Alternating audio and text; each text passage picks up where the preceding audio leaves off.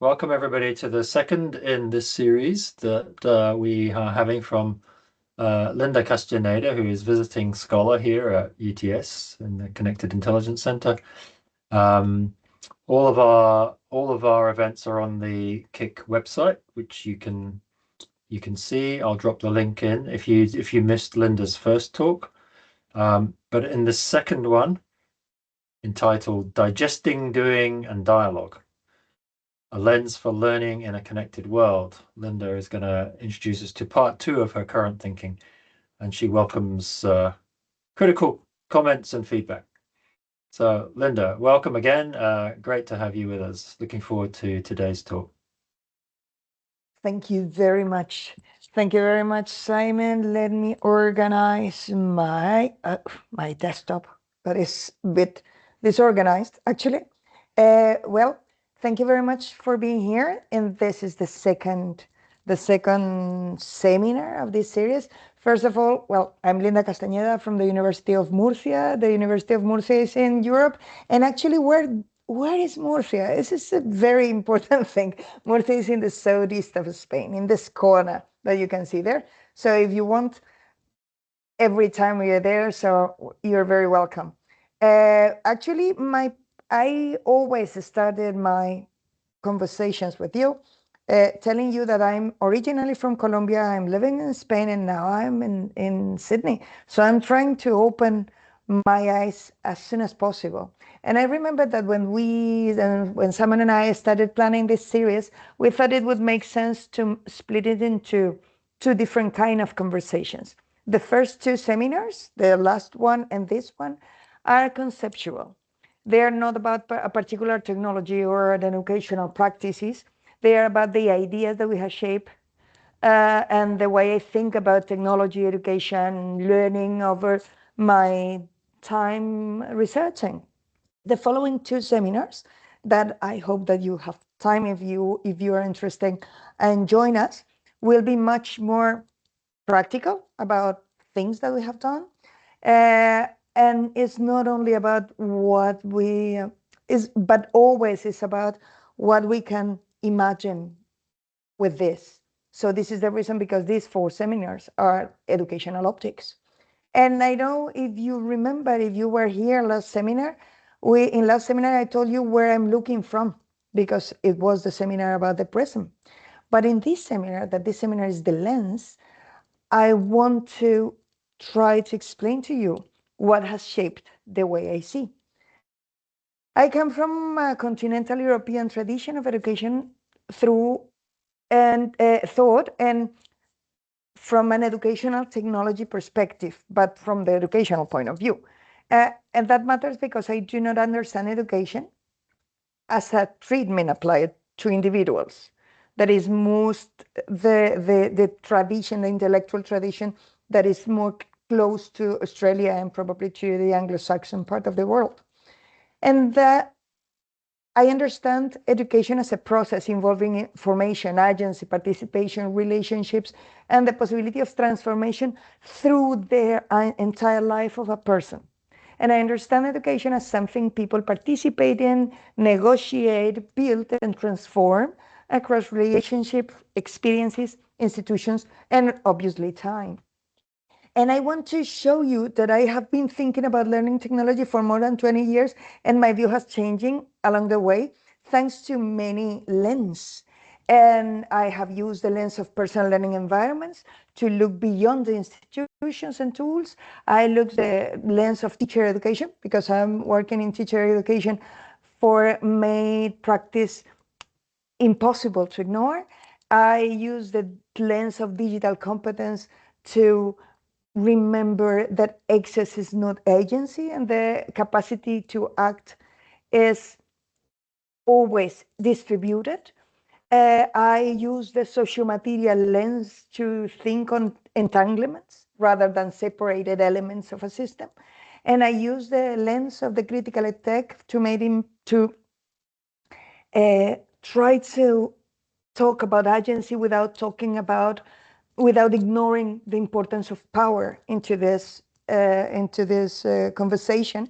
And also I use the lens of post-digital thought for thinking differently, for trying to then separate digital and non-digital learning as if they could be separated. These lenses do not give me the truth, did not give me the correct view. Every lens makes something visible and leaves something out. But together, they have shaped the question I want to ask you today. How do people organize their learning? Do you remember that if you don't, in the first seminar, I suggested that AI acts like a prism. It separated questions that often appear mixed together. Today, I would like to explore something different. Because after separating those questions, I found myself facing another one that has nothing to do with AI itself, something to do with what learning means. ¿Qué es educar a la gente? Where does learning actually happen? Is probably the question that start the discussion or the conversation in my head. Let me tell you a story. There is a story about my life. Long time ago, when I first studied education in the first year of my PhD degree, I remember that a professor told us that educating someone means accompanying them from the one situation to a better one, a situation that was improving the situation of that person. And for doing this, you use basically new or valuable information sources. And that journey usually involved a relatively small ecology, a family, a local community, friends, neighborhoods, basically family, local network, and an information or a source that normally was a book or master. This is the original core of how you learn. And actually, we all know that at least the Occidental, European Occidental tradition tried to make a home for this process, for amplify the social network and the local network, and for extend and amplify the resources in a world of scarcity. And we created universities. Was not the only creation of higher educational institutions all over the world.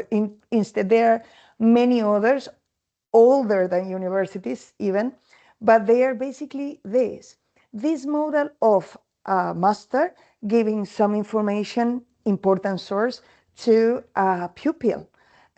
Remember, amplifying the family, the local network, and the info sources. Basically, all the ancient centers of higher education, of higher learning, were based on the same model. A master that helped pupils to improve their learning in a home created for this purpose. We thought in that moment that access was the problem, and we tried to create a home for this access. A home, a container, probably.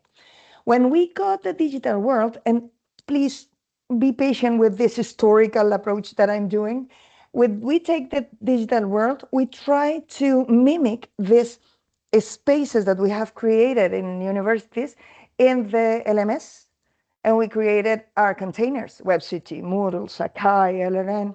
Probably the others are evolutions, later evolutions of those. But basically, they were containers of courses, classrooms, programs, institutions. I remember that the first time that I saw Moodle, it got a module called cafeteria or something like this. That was basically a mimic of the university. But then the Web 2.0 appeared, and suddenly information was no longer scarce, it became abundant.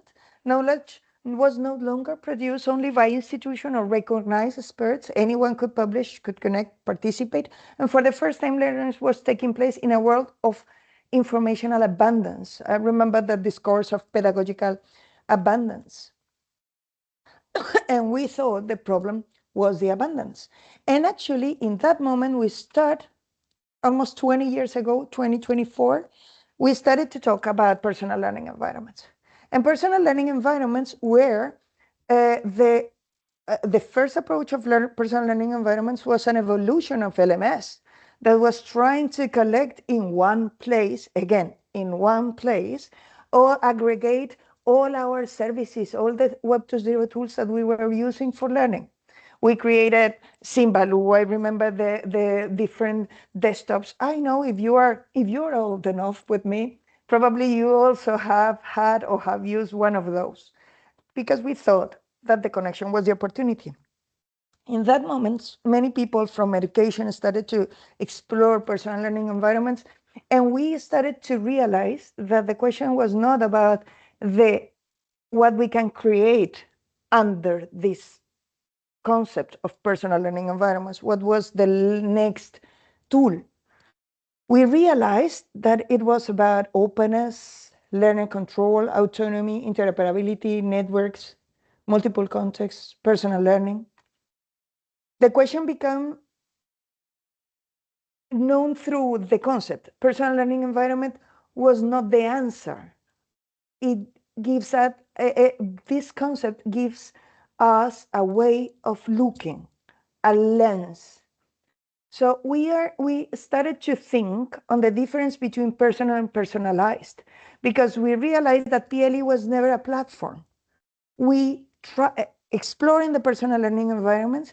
We started to imagine, to think about, and to reflect about how people learn. Some ideas become stronger over the time, and those ideas are still worth to be reviewed. Let me give you an exercise. Try to follow me on this. Imagine or try to focus on something that you actually know and you normally improve every day. Imagine something, some learning that made you who you are actually, and how you learn about that.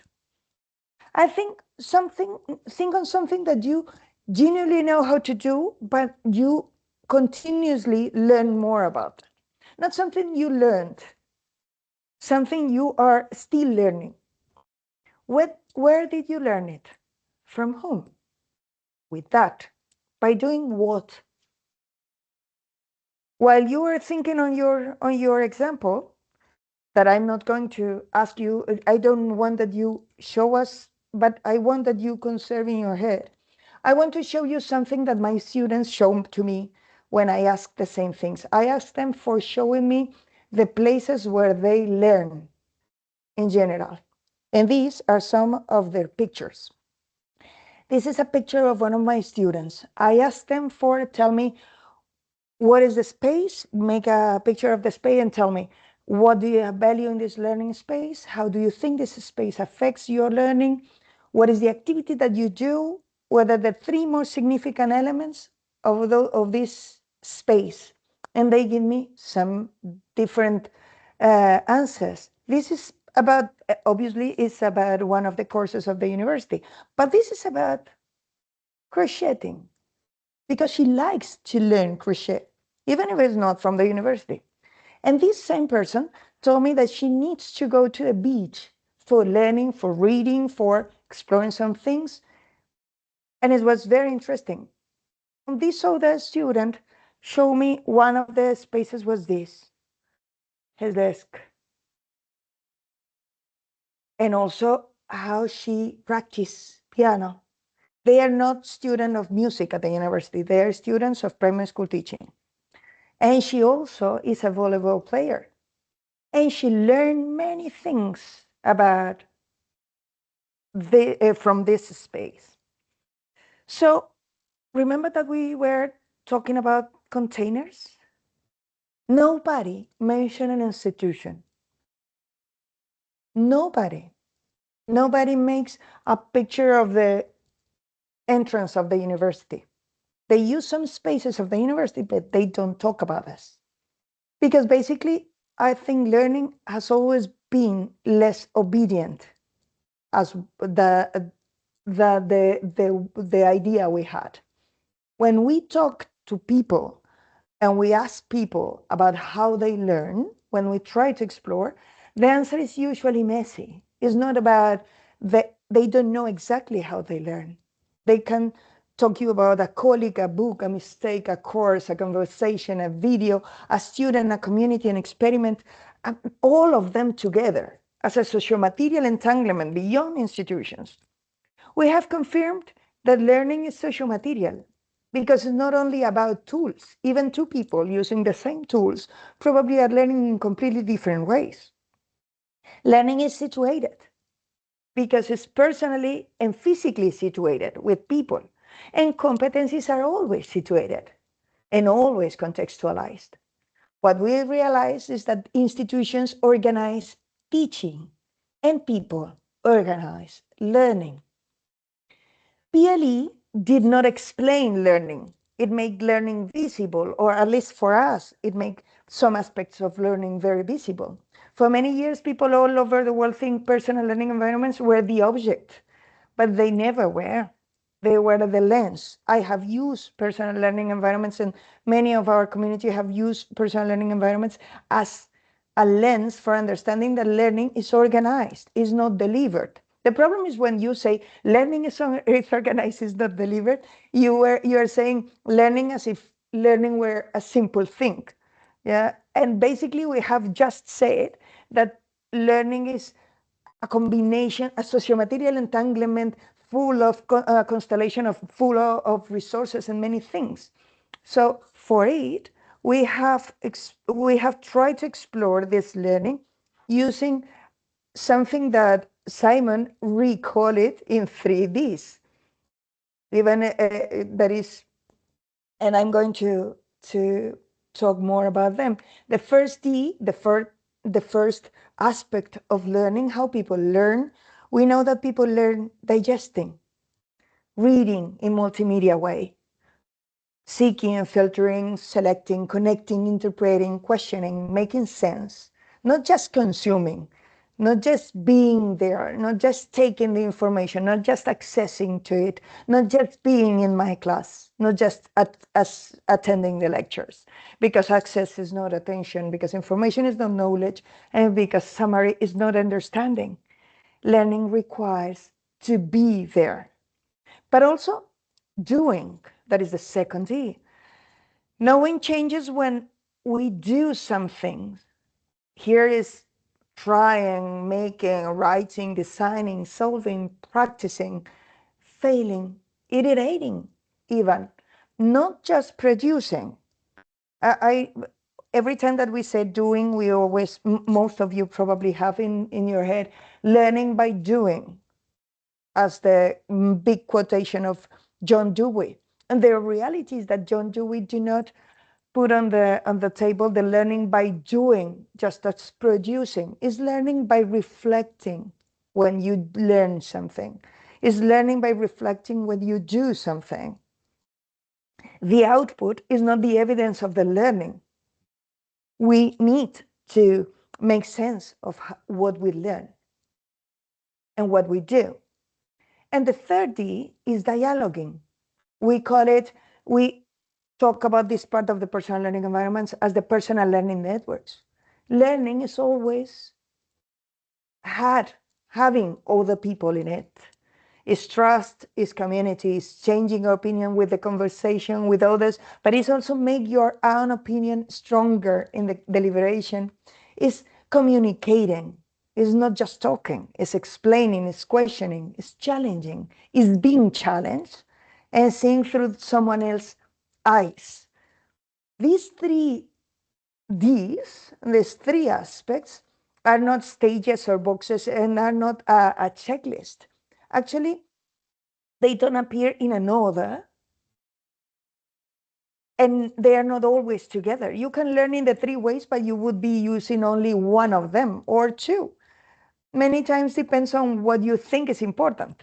How probably it depends on what do you think learning is, because actually it is full, your learning process or the learning process of people is full of this constellation of resources, people, decision, practices, opportunities, constraints that definitely impact on how you digest, do, and dialogue. This is the idea of the social material. I don't know if you're familiar with, but probably this, I love this quotation from Andy Clark's book. It's not about the elements. It's about how all these elements work together. because learning is distributed across the connections that people build through their lives. This constellation, learning is there, is distributed there. Hey, is situated there, but is not contained by them. So please stop build containers. That question, the question of how people learn, became known through the concept of personal learning environments, not because personal learning environments, as we have said, but PLE was the lens that allowed us to refocus learning and education, and it made us able to analyze how people learn the day-to-day life, and the conclusions we make thanks to this lens has been very interesting, at least for me. One of the most interesting one is why is personal and not personalized? Because we have also heard about personalized learning environments. When we talk about personalized learning environments, we talk about those learning environments that can be advised, improved with the use of data. But in this case, we are focusing on personal. And in this personal, we are focusing on these learning environments that can be improved thanks to the two conditions that goes beyond the doing, the dialoguing, and the digesting: metacognition and self-direction. Metacognition as the opportunity of learning on improving your learning, knowing how you learn, and self-direction understood as the possibility of taking decisions on what are you going to learn the next, on what is behind, what are the assumptions that are behind your learning as an adult. And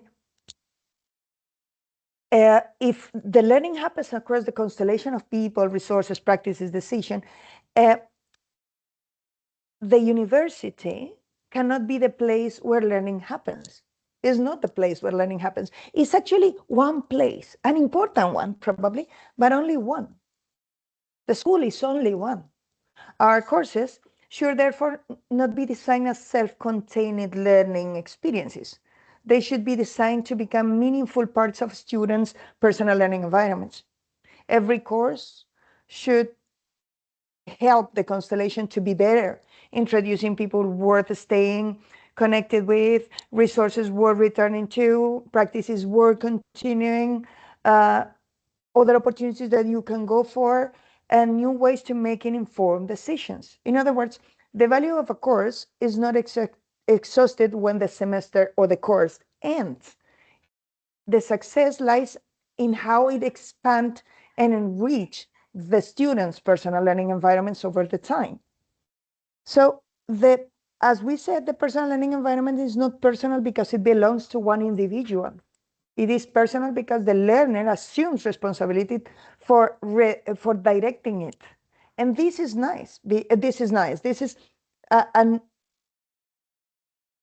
further perspective that do not put all the attention in our course, in our semester, in our specific experience of learning, but in the whole vision of how people learn.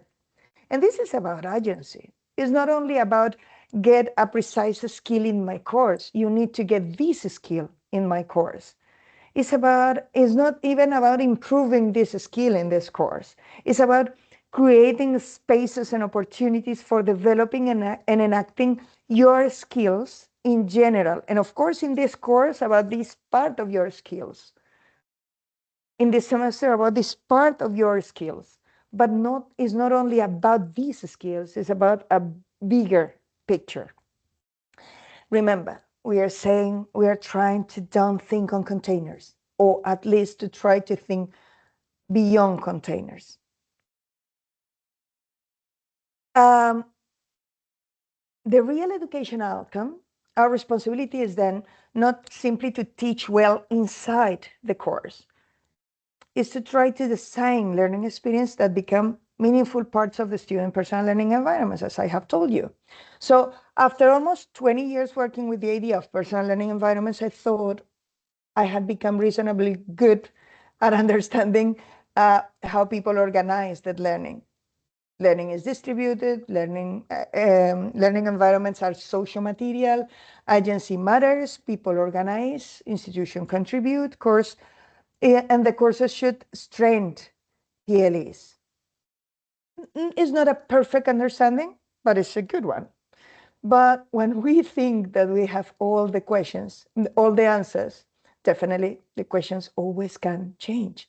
And then AI came, arise, and altered all these conditions.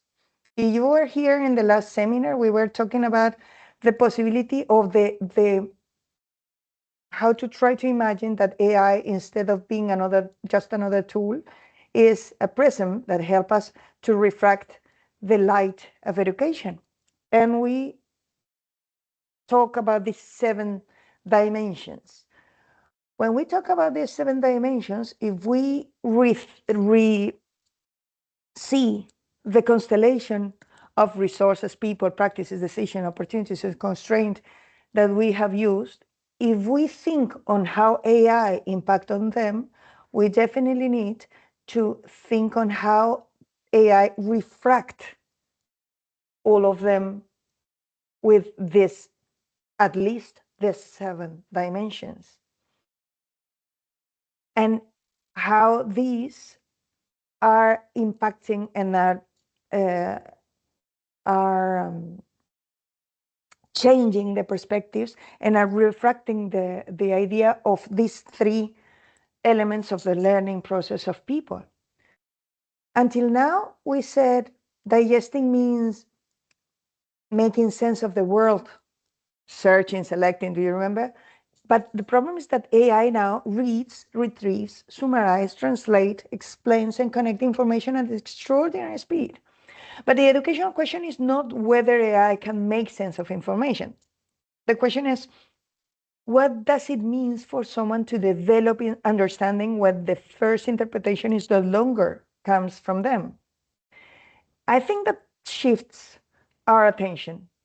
Perhaps learning is becoming less about producing an initial interpretation and more about judging or challenging or enriching and taking responsibility of interpretations, whether they are our own or generated by AI. The educational question is no longer simply how do students find information, but how do people become capable to deciding what deserves to be believed, questioned, or expanded, or rejected. And this is very evident when you talk to seniors at almost any company. Probably we have been talking about this precisely with Simon the other days. In the case of doing, we have to say that AI can also produce. It can write, design, code, compose, generate. But as we have said, this is not the point because production was never the educational objective. Or at least we need to rethink on what is the purpose. When AI can do these things, AI can participate in action. Then education may need to focus less on producing artifacts and more on helping people develop the capacity to intervene, question, redirect, and make informed decision while acting, orchestrating the action. But orchestrating is not enough because anyone can orchestrate a good-looking result. What I want to look or to now is when it goes wrong, when something that you produce goes wrong, who takes the responsibility? Can you remain accountable for it? Can you explain the decisions that shape the outcome? Can you justify your accepted one suggestion and reject another? Can you identify what came from you, what came from AI, what emerged through both? Can you stand behind the final result? We don't need probably to produce everything by ourselves. We need to orchestrate complex processes, but we need to remain intellectually accountable. Our students need to remain intellectually accountable for the decisions that shape them. In the third D, dialogue, we increasingly dialogue with AI. I'm dialoguing with AI almost every day. The AI systems can respond, question, explain, challenge, and generate a lot of alternatives. In many situations, they become remarkably valuable as thinking partners. I'm using them as thinking partners all the time. But the question is not whether we can learn through the dialogue with AI. I think we clearly can. But learning together with other people was never only an exchange of good arguments. It also was about encounter between people, people whose way of being in the world has been shaped by different lives, different stakes, different histories, different things to lose. When I disagree with a colleague, I'm not just receiving another perspective. I'm meeting someone who will have to live with the decision we make together. And the AI do not need to live with the decision we make together. Definitely they don't. So perhaps the educational question is not, can AI hold up a conversation with me? Of course, it clearly can't. The problem is how we can engage with others. We need, there is a, the personal learning network can be filled with your echo chamber. Actually, before AI, one of the greatest challenges for learning was building a network that would actually stretch your thinking, not just confirm it. Here is the danger. A network is easy to fill with things that respond well to you. AI responds very well to you. Mostly, I have fabulous ideas and fabulous opinions following ChatGPT or Claude. They love my ideas. I don't know if you have the same question. But the question is how we can reshape our question.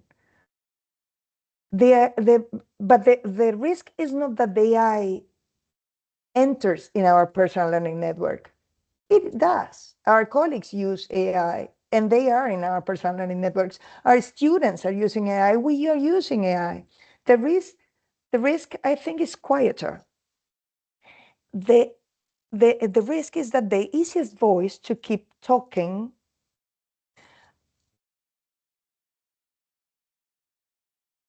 is going to slowly crowd out the harder ones. The colleague who disagrees with you for reasons that are actually theirs, not reasons shaped by your last prompt.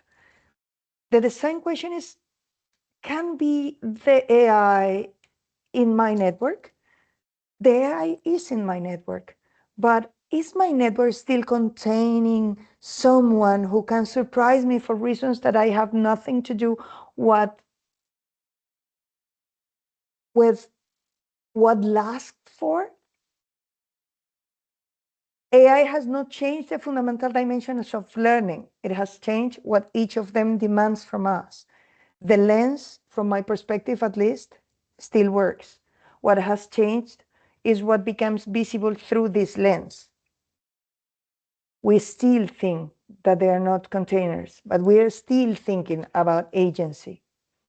AI has not changed the nature of learning. It has changed the entire ecology in which learning unfolds. 20 years ago, personal learning environments help us to stop looking at institution and start looking at how people organize learning. Today, I think AI invite us to do exactly the same, not to look at the technology, but to look again at learning. Perhaps that's why PLE's lens, or this lens of personal learning environments, I think still matters. I'm working on it for 20 years and I'm thinking that it still matters. Not because it gives us the answers, but because it still help us better educational questions. I don't think personal learning environments predict or imagine AI. I don't imagine AI when I started to work in PLEs, even if I know some people working in AI at that moment. But I do think they prepare us to ask better questions once AI arrived. And I think this is what a good theoretical lens should do. The question, the AI would change, the technologies can change, the platform can change, but the educational question remains similar. How do people become capable of learning through their lives? This lens would help us to do better questions to think about them. But before finishing, I have to be honest with you about something. I love this lens. I love how this lens showed me many things and helped me to think about many things. But the problem is that this lens, when this lens do this, it costs something. I spent those years asking how people organize their learning. I never had a clean answer. And I used to think that I was a gap in my thinking, something that I haven't figured out yet. Today, I think I finally understand that I never will have one clear answer. It is not that I was missing the answer. It's that the question was never simple enough to have one answer. Here is my honest problem with my own lens, with the personal learning environments. Personal learning environments didn't give me an answer to this question.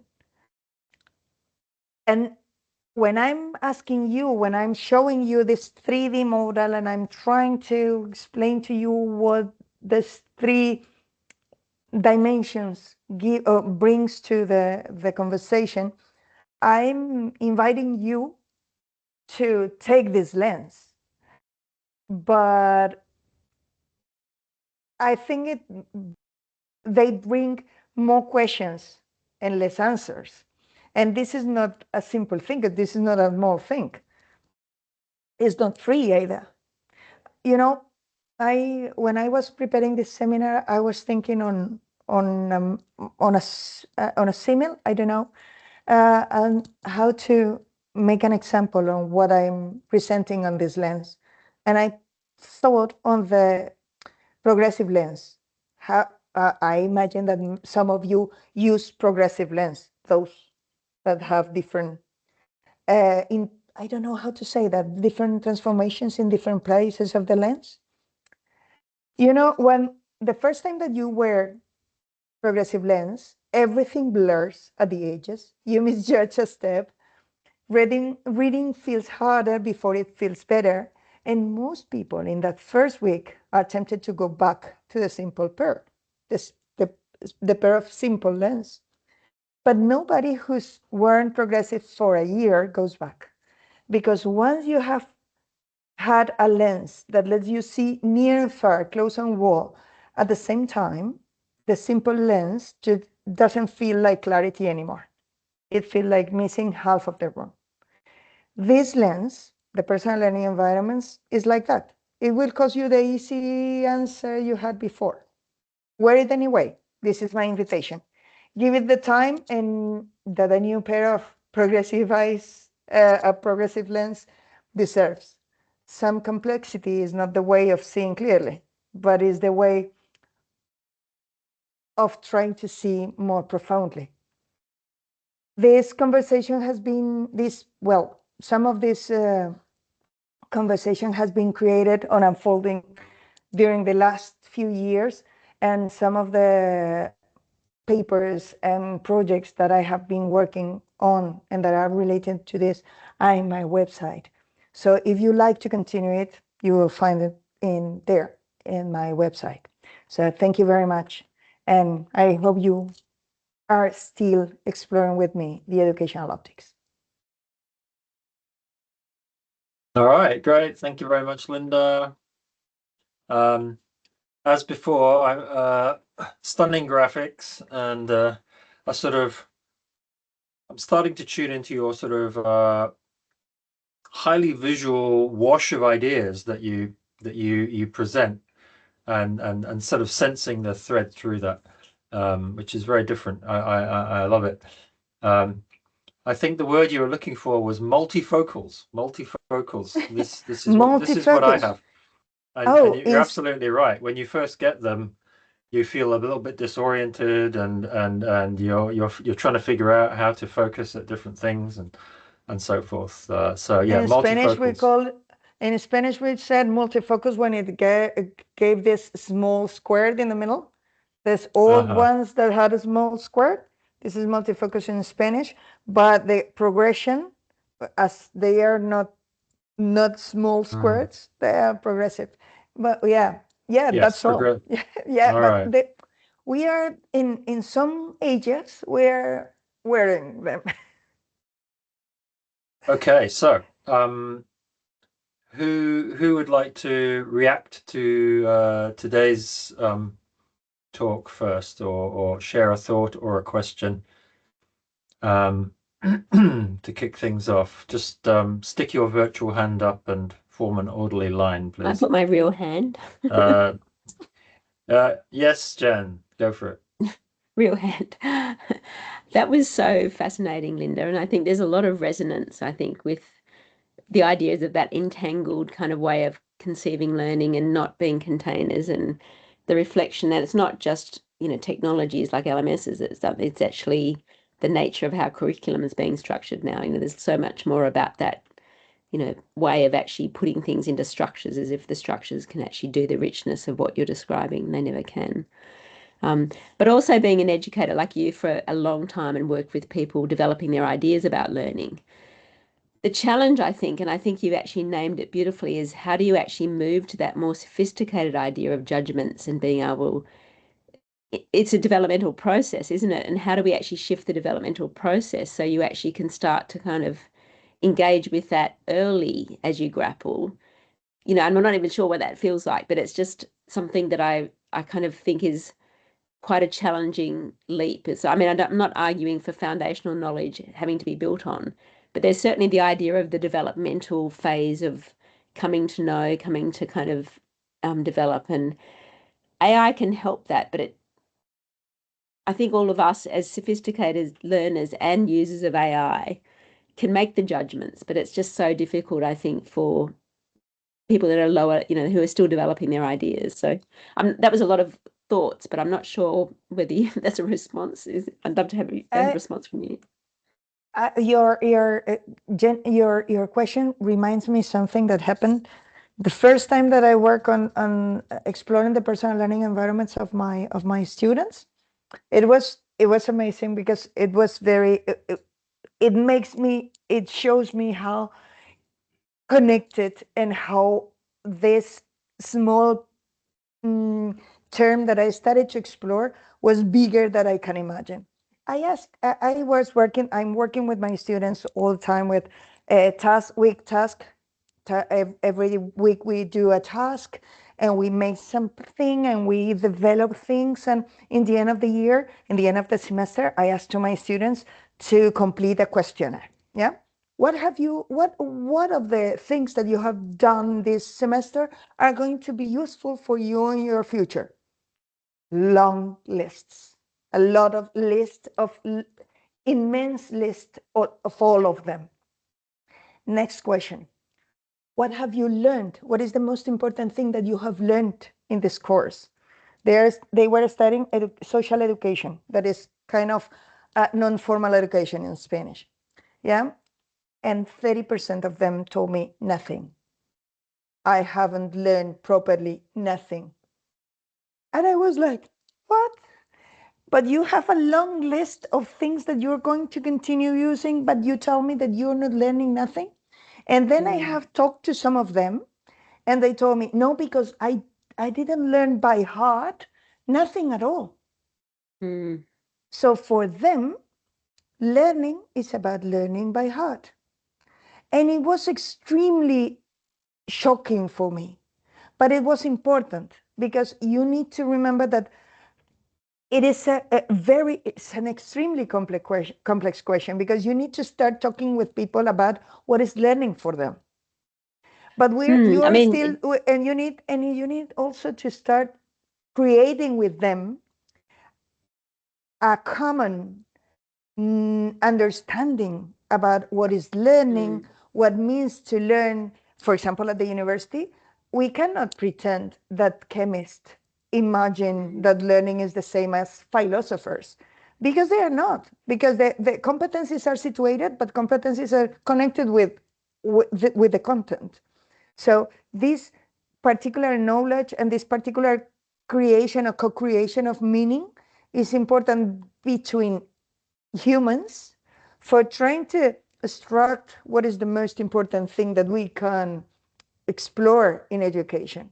And this kind of buildings of agreements about meanings in education, I think are some of the important things that we need to do.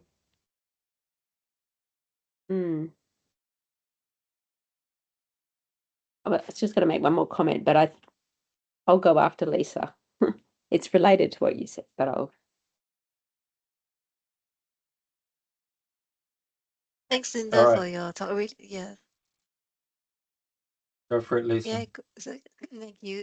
Thanks, Linda, for your talk. I really love all your analogies. Like, they really, those visuals really help to help us to see the ideas like in a very how do you say, in a insightful way. So thank you for that. I'm just bringing in something a bit random, and then maybe Jen, you can follow up with your thought. It's, you're talking about those containers and how everything is connected. It just reminded me of a conversation I had with Simon just now, just before this meeting, about how we're talking about the our assistants that we build for each subject. The recast assistants, and we were just talking about, like, after the subject is over, where do these bots go? And sometimes they are killed off, because basically archived, because the subject is over, or the course is over.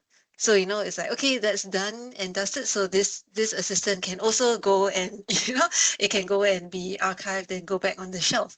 So that is really reflective of this idea that we feel sometimes that our learning is in containers. We open this container and pull everything out, and then we're done with it. We close it and put it back in the stack of containers.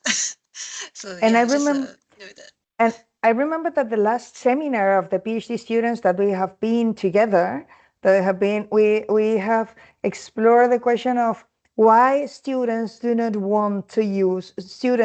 teachers, do not want to use the AI that the universities use, if they can refuse to use them. I remember that we explored an amazing paper from someone in the university, Griffith University, if I'm not wrong. Yep. But the question, and I remember that when Web 2.0 went out, there were papers about that people refused to use social media inside the university because they don't want to be observed. Yeah. So universities try to open the LMS, including social media, for trying to explore blah, blah, blah, and for trying to enhance the learning environment of students. But students refuse to use social media of their universities because they want to use their social media in the way they want. There is an easy solution? No, I think it's a complex problem. Actually, when AI is a magnificent thing, it's an immense problem, and it's an immense tool that is affecting all our things. But sorry, I'm hearing my echo. Okay. Sorry. Okay, no, sorry. The question is that when AI is something that we need to think on it as a tool for our courses, but at the same time, it needs to be something that we think as a part of the world of learning of our students. Our students are not learning only in our courses, and this is the perspective that we are always, I think, mistaken. And probably it's because of the perspective of education that we have. In Spanish, as said in the previous seminar, and I repeat it too much probably, in Spanish, education is not educación. For us, educación means is more close to Bildung, the German concept. Is about your whole life. It includes your family. It includes the way you learn in the street. It includes the way you learn from others in the street. It's not only about learning, it's about teaching. Bildung. So for us, we cannot understand people as if they came in blank and they only learn something about this profession in the real life. But in English, we have surpassed this perspective a long time ago. Some of the traditions that are growing up in the Anglo-Saxon area, at least the few that I know, in the American environment, the California environment, the connected learning perspective, and in Australia and Europe, the network learning perspective, they all are focusing on the whole process. They understand the person as someone that is learning, not only in a specific moment, but in the whole life. So this perspective of understanding our courses as a container, but as a container for what? Not a container for the person, but a container of interesting things that you can add to your personal learning environment would be important to change or to shift in the next few times.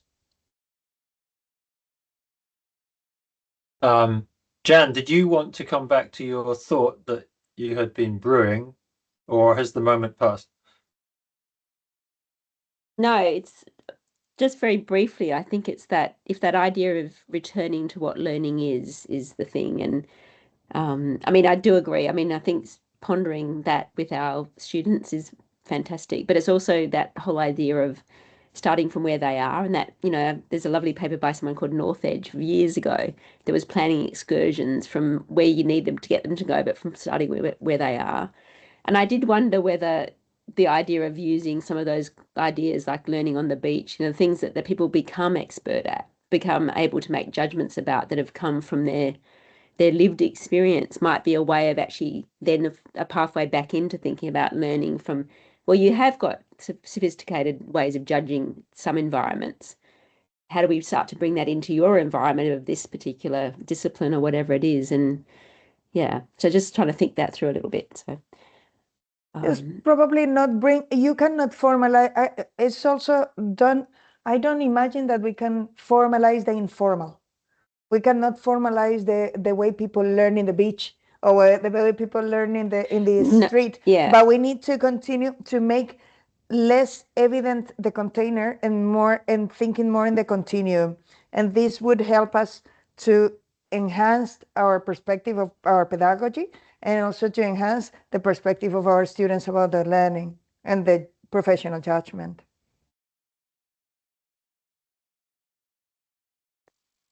Simon, you go. I just wanted to. You were talking about Andy Clark and his extended mind. I just dropped a reference in that some people might be interested in. It was a short note that he wrote for Nature, which started to talk about, generative AI as part of his extended mind perspective, which is interesting to see him entering into that debate. I just want to pick you up on your comment earlier about the importance of encountering another person as opposed to just an AI. You seem to feel there's something quite precious, something quite fundamentally profound about engaging with another human. You have Yes. this lovely expression, who will have to live with our decisions. So if you are actually making decisions together about something that will affect you, yes, they will have to live with those decisions as a real human being, and there are obligations around, how you interact with them and etc. So there was this notion of otherness, and is otherness fundamentally tied to engaging with another human, or can we encounter otherness in an artificial conversational partner as well? Or is that a contradiction in terms for you? Oh, technically, this is very, very difficult because philosophically, there are many, many visions about otherness, about alterity. But the way I see it, I understand that this otherness cannot be entangled by, embodied by an AI, because AI has not a life experience, and your life experience is the AI is built by products. Yeah, but how you arrive to this product, the suffering, the trauma, the happiness, the expectations, the tryings, the iterations that can be that are behind those things are not feeding the AI by the moment. We are feeding the AI of products, and we are more than the products. The culture, the human culture, the human life is beyond the products. I'm not saying that AI is not useful in the personal learning network. I actually says it is very useful. But the question is that there is something precious in the complexity of the otherness that a person can give us. This is the reason, because also to have the possibility of talking to you here in Sydney, or to Jane, or to Lisa, or to Mosen, is not the same as reading your papers, because your papers are your product. But definitely the way you are yourself, the way you embody and enact your competencies and your not competencies and your ignorances are specifically for humans. At least this is my perspective. Very interesting. Yeah, I think many people would agree with you. I'm still making my mind up about that. And we had a seminar just before Christmas from Vanessa Andriotti, who is writing very provocatively about such issues now. I'll drop a link into the chat for those who are interested in that. She is starting to blur the boundaries between what we think about humans and what we think about AIs with her meta-relational AI perspectives, which are very challenging. But I understand completely what you're saying, of course, and that helps explain it, I think. Thank you. Right, now we are just past 5 p.m., so if you have to run, please do. We can probably roll for another 5 or 10 minutes if people want to keep the conversation going. Otherwise, we can let Linda go. Anybody got a burning thought, comment, or question to ask? I can see Frida is typing something in the chat, so maybe we'll have something coming through. Mosen, you have something. Well, I have a bunch of stupid questions that I wanted to ask, but I guess I can call it. I mean, Linda and I catch up usually. Just the one stupid question, please. I love stupid questions. Those are mine. That's so you talked about not the difficulty of formalizing the informal, and that's the informal bit is probably the bit that most learning happens for people.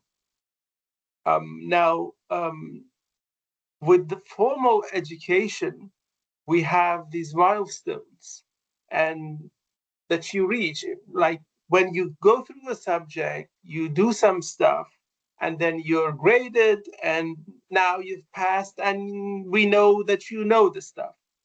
But when we try to expand that as a continuum beyond the formal, so how should we then look at what people have learned? Like, what would be the demonstration of learning? How can we make fair judgment about people's achievements and that kind of thing? Sorry if it's no. I actually I think this is a good question. I don't think that learning happens.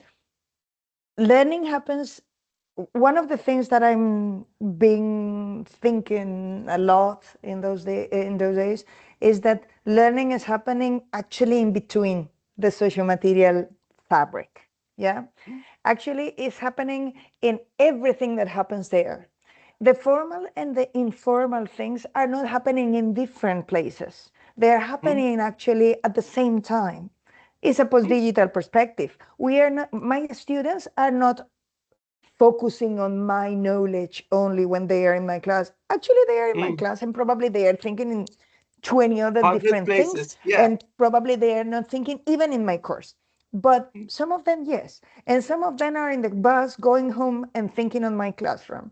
So the learning is happening in the between, in the fabric of the social material things. The question is that we need to, what you ask is how we can evaluate that they learn what we imagine that they learn. The question is, do we have to evaluate what they learn? What is the purpose of the education? This is a long conversation that universities have to have, because it's a long conversation regarding what are we certificating, that people knows or that people learned. Probably we are a learning institution, so we need to do something valuable to people to being worth to exist. But the question is, we need to remark or to be sure that we are evaluating exactly what we want to evaluate, because probably we're evaluating the products and we are not in the product moment. We cannot evaluate if my students are thinking on myself when we are in the classroom. We cannot continue evaluating that my students are actually in my classroom, but they are doing something profitable for the learning. Probably we need to, and this is a long conversation, it's not an easy one. Okay. Good. Thank you. I was just wondering how are we going to condense all of that, because from a validity perspective, you want to make sure that you are making decisions based on sound evidence, right?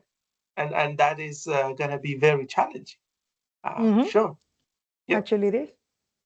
Thank you. All right. We'll Okay. talk about that later. You could bring your other questions to lunch or coffee. Thanks, Marcin. Let's wrap it up there, and another round of applause for Linda's provocations. Thank you very much. Thank you very much. This will be up for replay as soon as we can get it up there, and we look forward to welcoming you to the next part 3 of this on the KIC website. We'll put the details up. I'll drop the link in the chat.